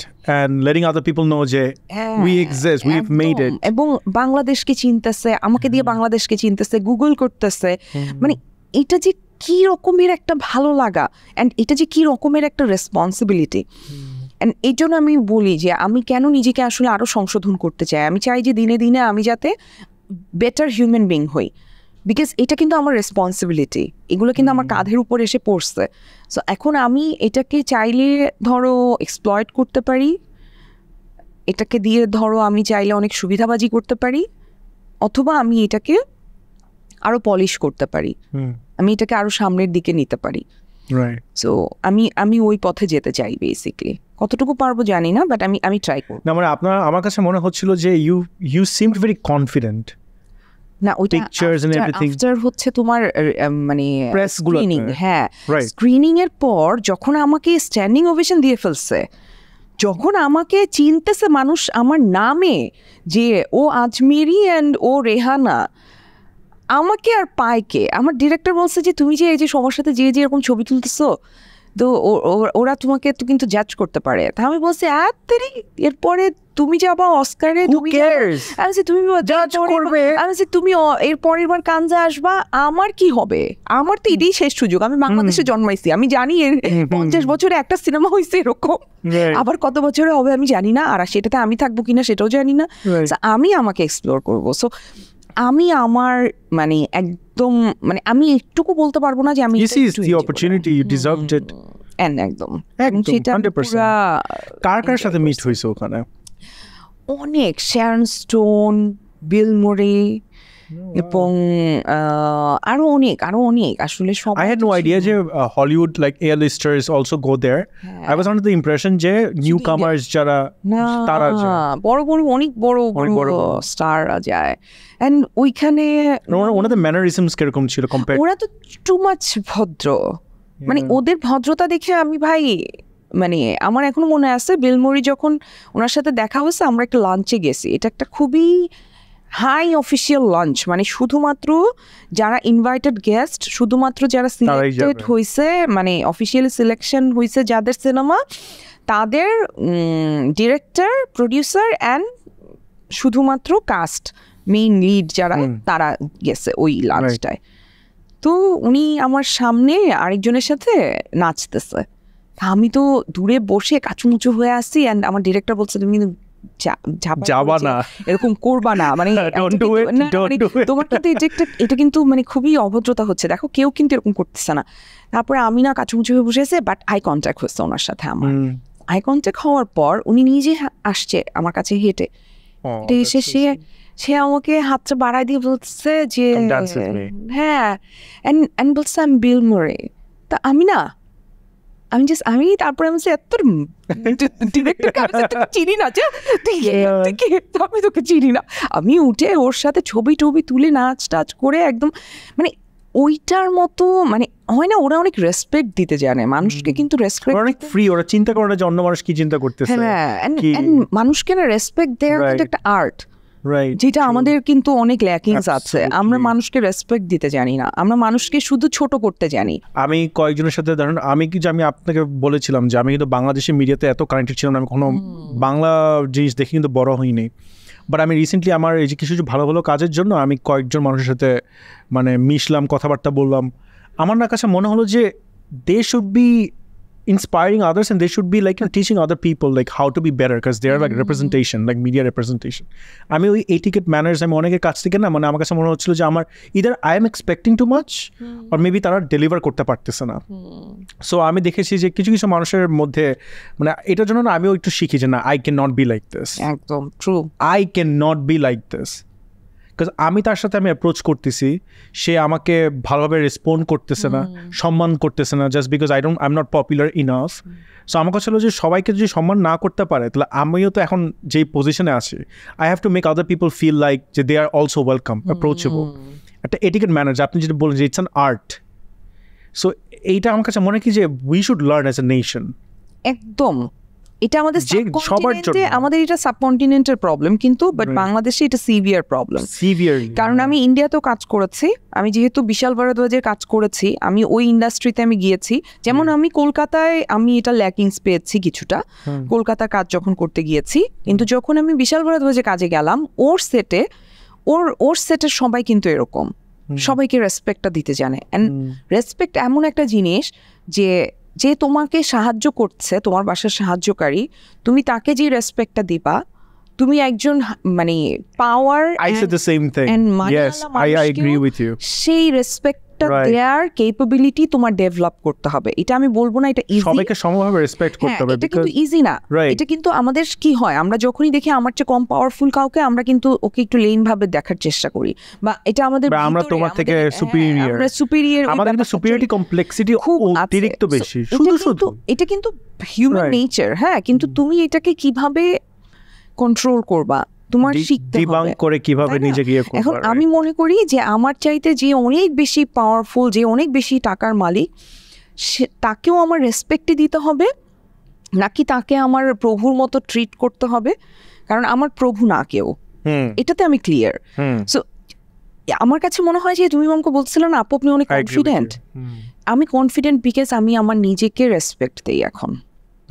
আমি একদম আমি আমার নিজেকে সম্মান করি, আমার আত্মসম্মান বোধ আছে, আমার নিজেকে রেসপেক্ট করার ওই গার্ডসটা আছে যে আমার এখানে আমার ডিগনিটিতে কোনো একটা ঝামেলা হচ্ছে, সো আমি এটা করতে চাই না। সো তখন কি হয়, তখন তোমাকে অন্য মানুষও ওইভাবে ট্রিট করা শুরু করবে, তুমি যখন নিজেকে এভাবে ট্রিট করবা। Absolutely yes, true. আমি ওইটাই দেখেছি যে আমিও কিন্তু ফার্স্টে যখন একদম 2013 যখন আমি কন্টেন্ট বানাতাম, আমার ভিতরে অনেক ইগো ঢুকে গিয়েছিল।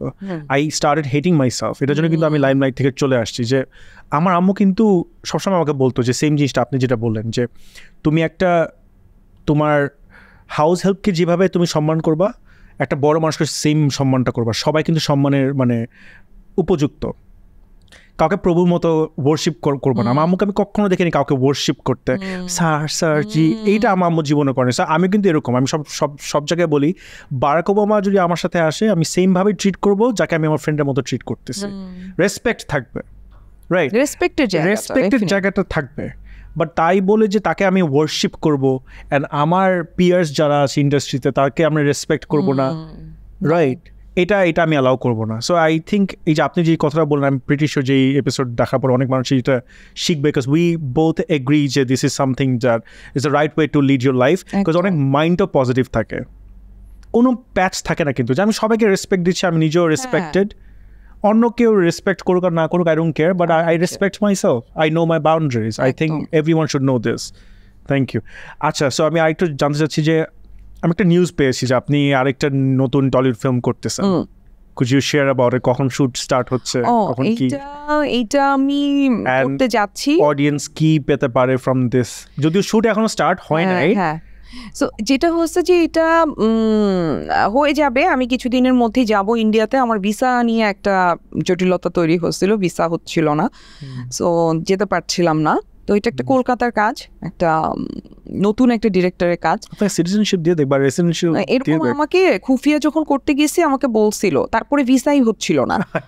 ঠিক আছে মুভি দেখার পর নাকি এমনি আই ডোন্ট নো ভিসা জটিলতায় পড়ে আমার ভিসা হচ্ছিল ইন্ডিয়া ভিসা এখন এমনিও একটু তো পরে এখন হলো এখন যাব কাজটা করব আর আরেকটা বোম্বের কাজের কথা হচ্ছে সো ওইটাও নতুন একটা ডিরেক্টরের আমি ইয়াংদের সাথে কাজ করতে চাই আমি কিন্তু এটাও আমি খুব বুদ্ধি করে করেছি নিজের এই প্ল্যানটা যে আমি ইয়াংদের সাথে কাজ করব যারা প্রথম কাজ করছে we have better taste একদম I know yeah exactly you should serve us আমার মেয়ে এরকম করবে তাও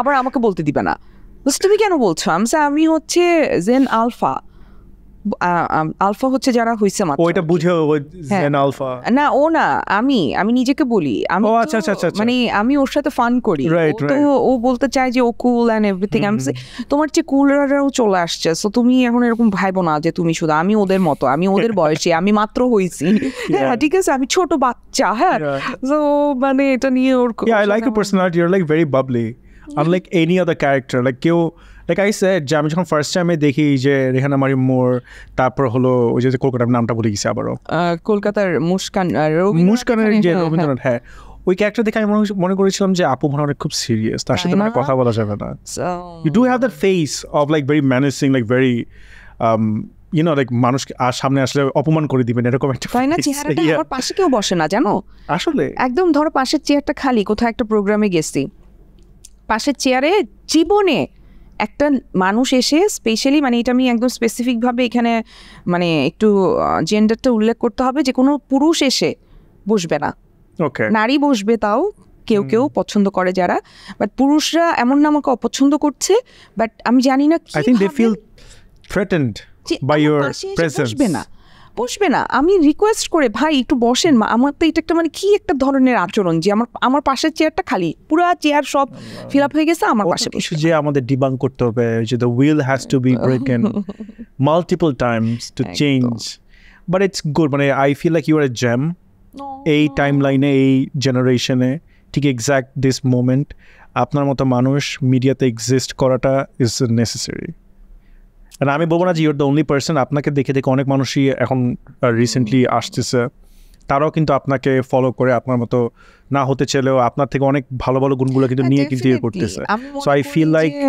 ধরো তোমাকে ফলো করে যে তোমার মতো হইতে হবে এরকম না বাট তোমার একটা কথা শুনে যখন মানুষের লাইফ চেঞ্জ হবে হ্যাঁ যে আমি প্রিটি শিওর যে আপনার থেকে শিখে যেমন আমি নিজে পার্সোনালি শিখছি যে I use to feel like I am the only person যে ওপেন মাইন্ডেড মুখের মধ্যে যা আসতেছে and then I saw you আপনাকে দেখার পর আমি দেখছি অন্য মানুষ তাই করতেছে তো I don't feel alone and I am pretty sure যে আমার মতো অনেক মানুষ আছে they feel like they're not alone একদম যে we মানে আমরা we have to break the cycle together maybe আমরা কিছু করতে পারবো না এখন রাইট নাও আমাদেরকে নিয়ে মেবি কথা হতে পারে না এটা আমি আমার লাইফ দিয়ে দেখলাম বললাম না যখন আমি আমার কোর্টে গেছি আমাকে সবাই পাগল বলছে রাইট বুঝতে পাগল নাকি একটা স্মল সেগমেন্ট থেকে আপনি উঠে এসে একটা এক্সাম্পল ক্রিয়েট করে চলে গেছেন এটা নিয়ে কথা হচ্ছে রাইট সো পাগল না আমরা আসলে পাগল না ছোটবেলায় আপনাকে পাগল বলতো না এখনো সামনে বলে না আমার সামনে অনেকেই আমার সাথে অনেক ভালো আর কি এই যে আমাকে সবসময় আমার এই যে একটা ওয়ার্ড আমার ট্রিগার করে আনস্টেবল আর মেন্টাল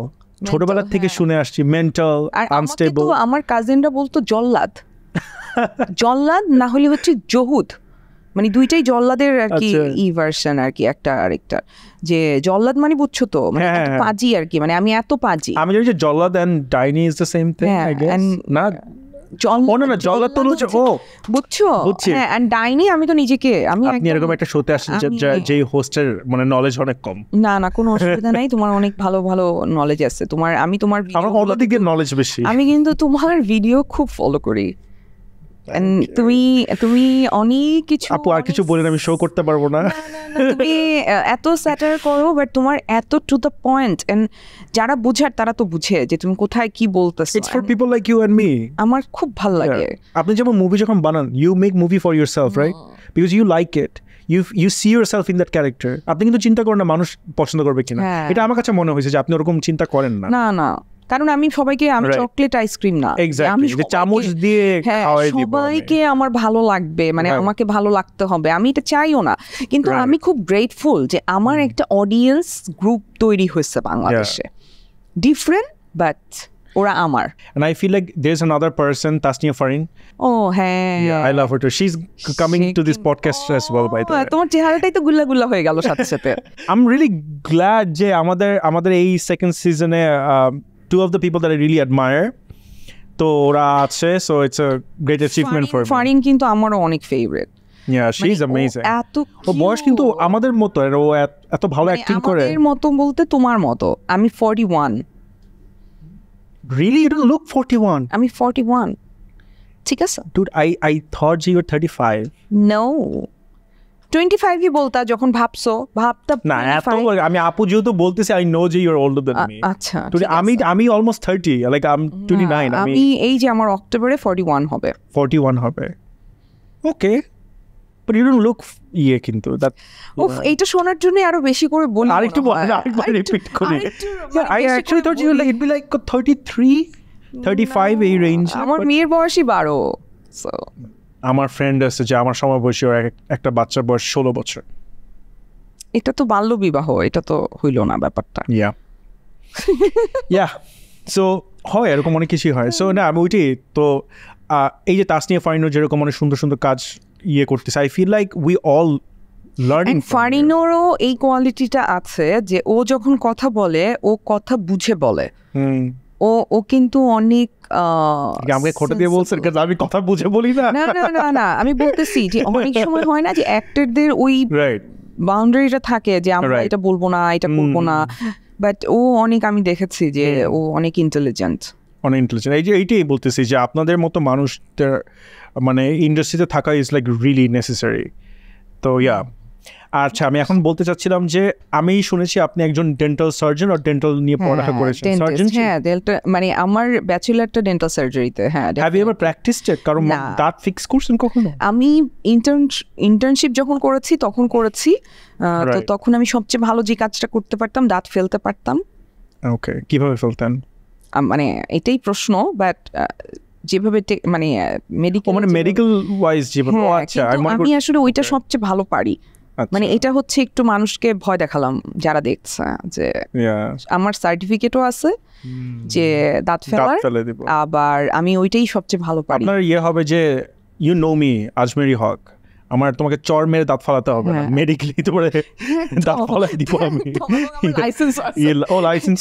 হ্যাঁ, কারণ আমি তো মেডিকেলের লাইসেন্স করা আমার। So it was never you think you realize যে acting is your passion, right? না এরকম আমার কখনো আমি কোনো কিছু এত ভেবে করতে পারি নাই। আমার জীবনটা তো মানে বললাম না, ফিল্ম মানে প্রত্যেকটা স্টেজে একটা করে ফিল্ম হবে আমার। সো আমি তো মেডিকেল স্টুডেন্ট ছিলাম, ভালো স্টুডেন্ট ছিলাম, ফার্স্ট গার্ল ছিলাম, অনেক ভালো রেজাল্ট। তারপরে আমার ফার্স্ট বিয়েটা যখন হয় তখন আমার বাবা মা আমার পড়াটা বন্ধ করে দেয়। সো ফার্স্ট গার্ল থেকে হঠাৎ করে পড়ালেখা বন্ধ করে আমি বিয়ে পড়ার কথা ছিল আমার, যে বিয়ে পরীক্ষা দিব আর কি। হ্যাঁ, সো আমার প্রায় 2.5 বছর স্টাডি ব্রেক হয়। তারপর আমি আবার পড়া শুরু করে সেটার অনেক স্টোরি আছে, আবার পড়া শুরু করি অ্যান্ড পাস করার পরে আমার বিএমডিসির রেজিস্ট্রেশনও হচ্ছে। বাট আমার যেটা হচ্ছে যে আমি তখন বিয়ে করে ফেলি, বিয়ে করে বাচ্চা হয়ে যায়, তো তখন আমি আরেকটা বিপদে পড়ি। সো তখন আর আমার প্র্যাকটিস করার সুযোগটা হয় নাই কখনো। কিন্তু আমি করলে আমার টিচাররা যেমন আমাকে দেখলে তাদের অনেক আফসোস, আমি কেন প্র্যাকটিস করি। আফসোস? হ্যাঁ, আপনারা কি কানজে গেছেন? টিচাররা অনেক আদর করে আমাকে, তাদের আফসোস হচ্ছে যে আমি প্র্যাকটিস করলেও আমি ওখানে অনেক ভালো করতাম। শোনো, তোমার একটা অভ্যাসের সাথে আমার মিল আছে, কি বলো? অনেক। আমি আজকে কিন্তু নোটিস করছি, আমি তাও আজকে অনেক কম নাড়াইছি, কারণ আজকে আমি চিন্তা করছি তুমি যত নাড়াবো আমি তত নাড়াবো, তারপর আমি এটা বলবো। কিন্তু পরে আমি দেখলাম যে তুমি এটা এখন আমার কমেন্ট সেকশনে জাস্ট মানুষ আমাকে বলবে না রাকিন পা নাড়াচ্ছ, অভদ্রতা। এখন আমাদের দুজনকে অভদ্র বলবে। এবং আমি কনস্ট্যান্ট পা নাড়াই। ADHD আছে আপনার, রাইট? আর আপনি কি এরকম? আমার কাছে মনে হয়েছে যে আপনাকে আমি অবজার্ভ করে যতটুকু, পার্সোনালি তো কয়েকবার মিট হয়েছে, যে I feel like you don't plan anything out. না, you do whatever you feel like. একদম না, সব সময়। I can relate. আমি কখনো খুব প্ল্যান করে অনেক কিছু, কারণ আমি যখন যেটা মনে হয় একদম এরকমও না যে আমি খুব হুজুগে পাগল, বাট আমি বুঝেই ওই স্টেপটা নিই। অবভিয়াসলি যখন যেটা আসে, আসে, এবং আমি বুঝার জন্য আমি কিন্তু এফোর্ট দেই। Right. আমি কিন্তু সময় দেই, আমি বুঝতে চেষ্টা করি আমি কেন করব না, কি বলা উচিত কি বলা উচিত না, আমি কিন্তু এগুলা নিয়ে আসলে স্টাডি করি, দেন আমি একটা জিনিস করি। আমি অবশ্য ওইটা আগে করতাম না, বাট এখন আমি না ওই যে বললাম শিখতেছি। বয়সের সাথে তোমার তো অনেক কিছু চেঞ্জ হবে, এখন এটা কিন্তু হয়। আচ্ছা, what advice do you have for me apart from like remembering people's name properly? এটা ছাড়া, এটা আমি জানি, আপনার কি অ্যাডভাইস থাকবে আমার প্রতি? আমি কাউকে কোনো অ্যাডভাইস দিতে চাই না। I feel like you do have some মানে আমি তো বললাম তো আপনার সাথে আমার কিছু কিছু জিনিস মিল আছে, সো আপনি বলেন যে রাখেন। আমি কিন্তু অনেক ওভারথিঙ্ক করি। তুমি তোমার এখন যা যা হচ্ছে, যে ধরো তুমি ওভারথিঙ্ক করছো, তুমি মনে করছো যে এটা তোমার একটা প্রবলেম, তোমার কয়েক বছর পর তোমার এটা থাকবে না, করবা না, জানো? আমি কি করতাম? অবশ্যই আমি আমার মেয়ের বিয়ে হবে কিনা চিন্তা করছি। হ্যাঁ, you just mentioned আমি তো ভাই আমার অ্যাওয়ার্ড পাইতে পারতাম আমি এই ব্যাপারটার উপরে। যে বাচ্চা স্কুলেই যাইতেছে মাত্র, সেই বাচ্চার পড়ালেখা শেষ হয় না, কিছু হয় না, বিয়ে হবে না, এই জন্য আমি কাঁদতেছি হাউমাউ করে, আর তুমি আসছো ওভারথিঙ্ক। আমাকে অ্যাওয়ার্ড দাও এটার জন্য। আমি না অবভিয়াসলি মানে আমার কাছে মনে হচ্ছে যে আপনি বিট করতে পারো না, ঠিক আছে? I know আমার কাছে মনে হয় কি যে I kind of see myself in you, like I wish to be like as confident as you are. আমাকে মানুষ অনেকে মনে করে, আমি সেদিনকে আমি ইয়েকে জিজ্ঞেস করছিলাম, আমার আরেকটা গেস্টকে জিজ্ঞেস করছিলাম, কারিনাকে জিজ্ঞেস করছিলাম যে কারিনা, আমি এটা এখন এই সিজনে আমার সেগমেন্ট হলো ফ্যান, তাই? হ্যাঁ, ওকে আমার অনেক মজা লাগে, ও একদম মানে খুব প্রিটি শিওর কারিনাটা দেখে জানবেন, কারিনাকে আমি বলবো। ও জানে, ও দেখা হয়েছে, তাহলে ঠিক আছে। কাইনা ইজ অ্যামেজিং, আই লাভ হার। তো আমি ওদেরকে আমি সব গেস্টদের থেকে আমি একটা অ্যাডভাইস নিতে চাচ্ছি যে আমি যখন জিজ্ঞেস করছি যে তুমি আমাকে দেখলে কি মনে হয়, ও বলে যে আমি অনেক ইন্টিমিডেটিং। তাই আমি পরে বললাম যে ব্রো, আমার একটা সমস্যা কি যে আমি ডুয়ালিটির মধ্যে পড়ে যাই, যে should I be myself or should I be composed? Right, be yourself. Okay, আমি আগে ছিলাম, বাট এই যে ইদানিং যে আপনার মতো তোমার ওই হ্যাঁ, ওই কম্পোজ হওয়াটা তুমি আস্তে আস্তে হয়ে যাবা, বিকজ ওইটা কি হয় তখন তুমি তোমার সেলফে তুমি কম্পোজড হবা। না, আমি ওইটাই বলছিলাম যে আমি আগে মানে ইনিশিয়ালি যখন মিস্টার আফসার আমি যখন স্টার্ট করি, তখন I was being my self, but পরে এই যে আপনার মতোই যে আপনার আশেপাশে ইন্ডাস্ট্রি মানুষও আপনার নিজের আপনজন বলে না যে ডোন্ট ডু দিস বা এইভাবে কথা বলুন, এইভাবে আপনি তো শুনতে শুনতে তো একটা পর্যায়ে তো ভাই আর কত শাট আপ। আমি এখন ওই জিনিস আপনি যেরকম খুব কম্পার্টমেন্টালাইজ করতে পারেন, আপনার যে সাহসটা আছে যে I am just gonna listen to my self, এটা হইছে, এটা হয়ে গেছে। ডু ইউ থিংক যে আমারও হবে? আমার 40 যখন হচ্ছে তখন আমি একদম মানে 40 হচ্ছে কিন্তু একটা গোল্ডেন এজ, মানে মেয়েদের জন্য তো ডেফিনেটলি, আমার ধারণা ছেলেদের জন্য, মানে তখন তুমি মানে ফিনান্সিয়ালি স্টেবল, মেন্টালি অনেক ম্যাচিওর, বুঝছো? মানে তখন তুমি অনেক কিছু জাস্ট ইগনোর করতে পারবা। আমার 40 হওয়ার পর আমার মনে হলো যে আমি একটা অন্য লেভেলের, মানে যে মানুষজন বলে না যে যখন when you become 30, 40 or 50, তখন আমাদের 20s থাকতে যেসব প্রবলেমগুলো থাকে, আমরা ওই এজে যাওয়ার পর আমরা রিয়েলাইজ করি যেগুলো কিছুই ছিল না। খুবই হাস্যকর, মানে আমরা শুধুই চিন্তা করতাম। ইটস ট্রু না? হয় আমার একদম, মানে আমার মনে হয় যে আমি একদমই খুবই ভালো, তখন মনে হবে যে ও মাই গড এগুলোর জন্য কাঁদছি, ও মাই গড এগুলোর জন্য দুঃখ পাইছি। আমি এরকম অনেক উল্টাপাল্টা জিনিসের জন্য শুধু প্যারা খাই, বাট পরে রিয়েলাইজ করি যে না, জিনিসটা actually it's not problematic at all. না, আমার যেমন একটা হুক হয়ে যাওয়ার প্রবলেম আছে, যেহেতু আমার বর্ডারলাইন পার্সোনালিটি ডিসঅর্ডার, আমার হুক হয়ে যাই আমি একটা যে কোনো কিছুতে, ধরো একটা জিনিস একটা ইমোশন কনসেন্ট্রেশনে, হ্যাঁ, সো ওইটা আমাকে অনেক বদার করে, মানে ওইটা আমি যে এত কনফিডেন্ট, এত যে তোমাকে বলতেছি, ভালো ভালো কথা বলতেছি, অত উপদেশ দিতেছি, বাট আমি কিন্তু সেই মেয়েটা যে ধরো বাসায় বসে 3 দিন বাসায় বসে কানবো, ধরো বাসায় বিছানায় শুয়ে থাকবো, তারপরে ধরো সিলিং এর দিকে তাকাই থাকবো, তারপরে ধরো টিভি অন করবো না তো করবোই না, মানে বুঝছো, এটা করি আমি। সো এটা আমার লাইফের পার্ট। আমি এখন এটার থেকে আমি চেষ্টা করতেছি নিজের সাথে নিজের, আমি কাউন্সিলিং করি, কোনো কিছু না হলে it's just mind playing games with you, এরকম হয়ে যায় আমার মাঝে মাঝে, এটা হয়ে যায়। আমি যত চেষ্টা করি না কেন, আমি যত মানে আমার মনে হয় যে, অ্যান্ড ইভেন এখন যেটা হচ্ছে যে আমার এটা আরো বেশি হচ্ছে পিরিয়ডের আগে। সো ধরো আমি বুঝতেছি যে এখানে আমার কিছু করার নেই, আমার ফিজিক্যালি আমার অনেক কিছু চেঞ্জ হচ্ছে, হরমোনসের ঝামেলা, এন্ড মাঝে মাঝে বোঝা যায় না যে কোনটার জন্য কি হচ্ছে, হ্যাঁ, ইট গেটস ক্লাউডি একদম।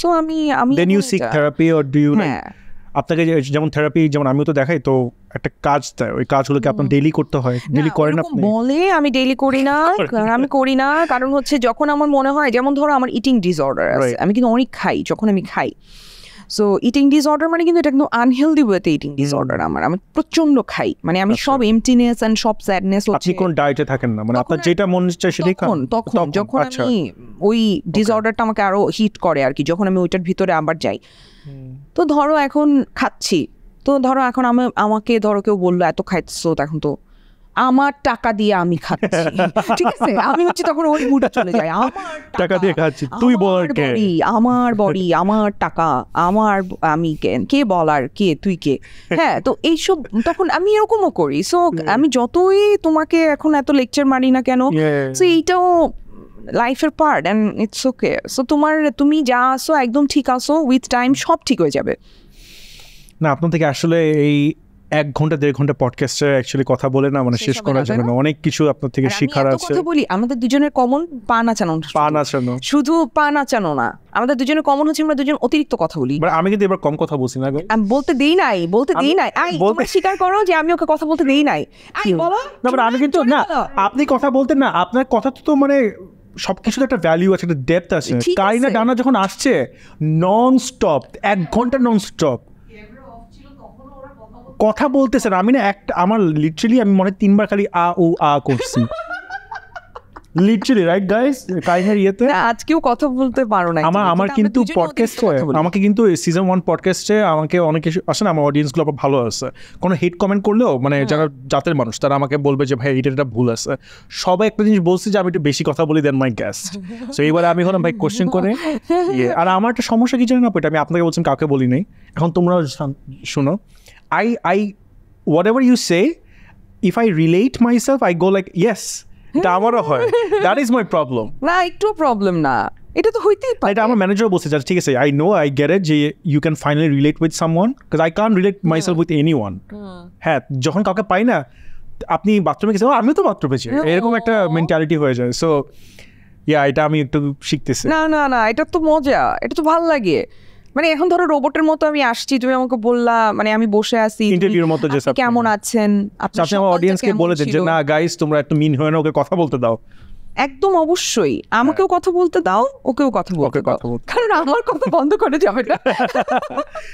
This is why I love having you here, because আমার মনে হয় যে প্রত্যেকটা কনভারসেশন থেকে আমি অনেক কিছু শিখতে পারতেছি আপনার জার্নি সম্পর্কে, অ্যান্ড স্পেশালি যেহেতু I am into acting and I am pretty sure যে lot of people who are into acting as well, তারা আপনাদের এই প্রসেস থেকে অনেক কিছু শিখতে পারতেছেন। As a person you are, as a mother figure, as a daughter, as a like friend, I think আপনি যেভাবে রিলেশনশিপটা মেনটেন করতেছেন মানুষের সাথে, অ্যান্ড যেভাবে টেকনিক্যালিটিসটা ইউজ করতেছেন দ্য রাইট ওয়ে করতেছি, রাইট, এইটা আমার মনে হয় যে অনেক মানুষ এটা আজকে এই এপিসোড থেকে নিয়ে যে নিজের লাইফে এটা ইন্টিগ্রেট করতে পারবে। Thank you so much for coming here. Thank you. আমি এত মানে আরাম করে আড্ডা খুব কম সময় দিতে পারি, খুব ভালো লাগছে। Thank you. যে আমার কাছে এখন মনে হচ্ছে যে না, maybe I am not a very bad host. না, একদমই না, তুমি খুবই ভালো host. Thank you so much. Thanks for coming. Bye by.